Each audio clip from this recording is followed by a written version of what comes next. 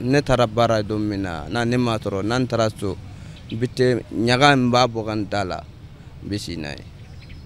Des personnes comme Boubacar Kassogé, il y en a beaucoup. Ce sont de grands amateurs de thé. Quand je ne prends pas de thé, rien ne va. Le thé est ce qui me relaxe le plus. J'ai des maux de tête horribles lorsque je n'en consomme pas.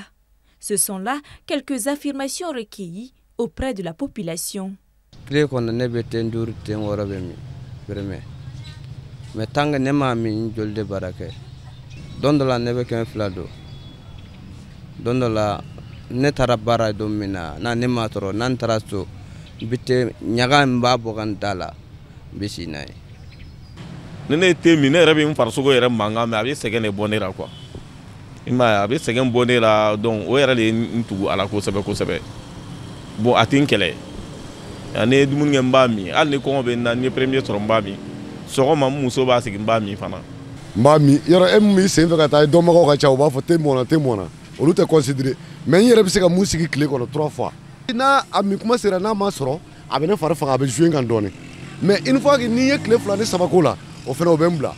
Dans les mariages ou lors d'autres rassemblements, il est omniprésent et s'impose comme l'un des marqueurs de notre culture. Il est estimé que plus de 30 000 tasses de thé sont bues chaque seconde, ce qui fait du thé la deuxième boisson la plus consommée au monde après l'eau. Le thé a des bienfaits puisque elle est réputée être cardioprotectrice. Elle peut en tout cas intervenir et prévenir la survenue des maladies cardiovasculaires.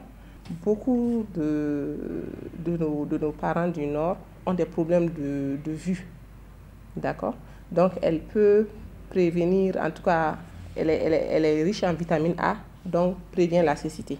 Ralentissement du vieillissement, mais aussi changement de couleur des dents. Voici quelques effets liés à sa consommation. Mais ce n'est pas tout. Sa consommation quotidienne peut, par exemple, changer la couleur des dents. Il ne faut pas le prendre quand on a faim, quand on n'a rien mangé, parce que ça peut irriter un peu l'estomac. Il ne faut pas le conseiller chez les femmes enceintes et chez les enfants. Et quand on est relaxé, on peut se passer de maux de tête. Maintenant, quand on est stressé, quand on n'a pas le thé, on commence à stresser, on commence à être irritable.